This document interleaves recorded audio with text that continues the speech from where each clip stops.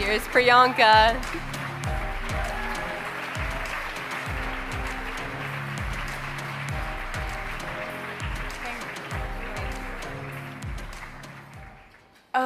Good afternoon, everyone. I'm gonna just keep it here. Good afternoon, everybody. This is Ava. She's 16 years old.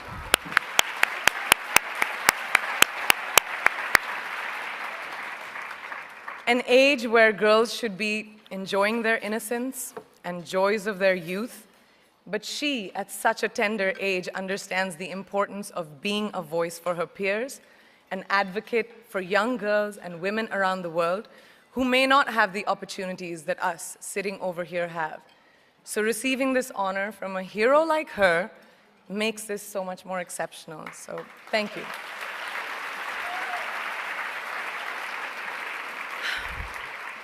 Good afternoon, and thank you, and wow, I am so privileged and so honored to be sharing this afternoon with all of you and these incredibly amazing women that are being honored today.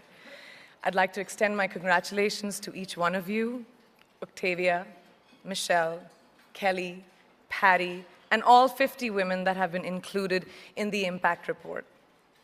Your achievements not just inspire me, but also so many others to work harder, to be better, and to make a dent wherever we can. So I'm very, very proud to be standing alongside of you.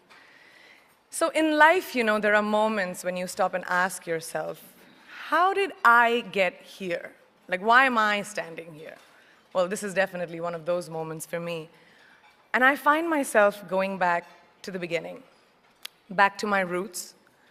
I was born to incredible parents, amazing parents who served as doctors in the Indian Army. I was the firstborn, and as far back as I can remember, I made my parents very proud and happy 99% of the time. Okay, slight exaggerations of personal achievements are allowed from time to time, don't you think? My brother was born a few years later, and even then, nothing changed for me. We were both given equal opportunities, and I want to emphasize this. I want to really emphasize this for you because I don't think a lot of people might understand that being equal might seem very normal, but where I come from, India, and a lot of developing countries around the world, more often than not, this is an exception. It's actually a privilege. My first experience of the glaring disparity between boys and girls came at a very, very young age. I grew up in a middle-class family with extremely philanthropic parents who constantly reminded me and my brother how lucky we were and how giving back to those who were less fortunate was not a choice, it was a way of life. Simple. I was 7 or 8 years old when my parents started taking me on these visits in a traveling clinic to developing communities around and villages around the city that we lived in called Bareilly.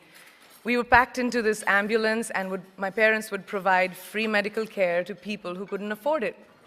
My job at the age of 8 was assistant pharmacist. So I would count all the medicines, put them in an envelope, and give it out to patients, and I really took my job very seriously, very seriously. But the more I went on these expeditions, the more I began to notice the simplest things that distinguished a boy from a girl, or a man from a woman. For example, girls were pulled out of school when they hit puberty because they were considered ready for marriage and babies. That's 12 and 13, while boys still enjoyed their childhood. Or basic human rights, such as healthcare, were denied just because they were women. Let's call this whole experience trigger number 1 for me. Fast forward a few years and many, many triggers in between. Like a producer-director, for example, early on in my career, I must have been about 18 or 19, telling me that if I didn't agree to the ridiculous terms or painfully low salary in his movie, that he would just replace me. Because girls are replaceable in the entertainment business. That was a memorable one. Made me decide to make myself irreplaceable. But I think what really moved the needle for me and ultimately led me to create the Priyanka Chopra Foundation for Health and Education, and around the same time partner with UNICEF, was an encounter with my housekeeper's daughter. About 12 years ago, I came home from set early one day, and she was sitting in my library reading a book. And she must have been 8 or 9 years old, and I knew she loved reading. So I asked her, I was like, it's a weekday, why aren't you in school? And she said, oh, I don't go to school anymore. So I went and asked her mother, and I said, why isn't she in school? And her mom said that her family couldn't afford to send her and her brothers to school, so they chose the boys. The reason: she would eventually get married, and it would be a waste of money. I was completely blown, and it shook me to my core. Eventually, I decided to cover the cost of her education so that she could continue to learn, because education is a basic human right.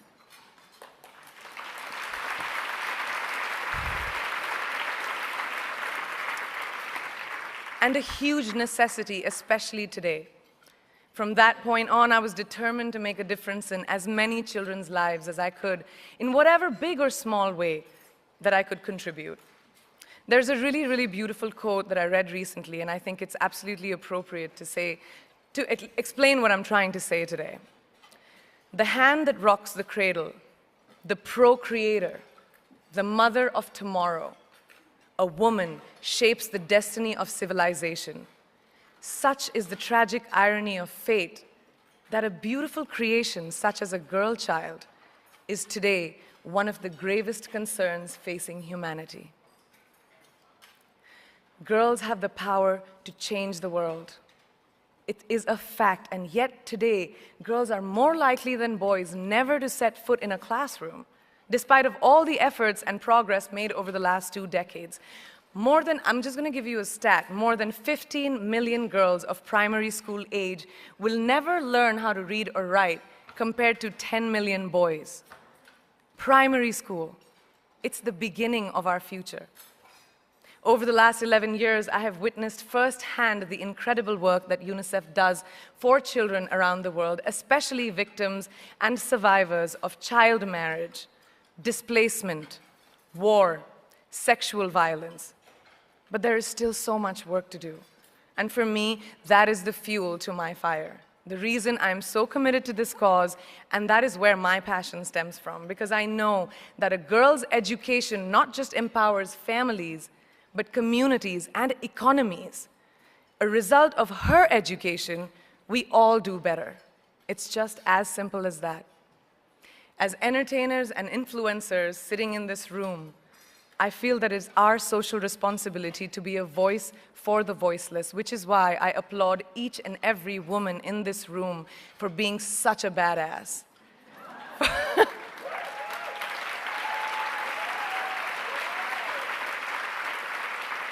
For using your platform and your voice to contribute to change, and for ensuring that there is not even one lost generation as long as we are alive.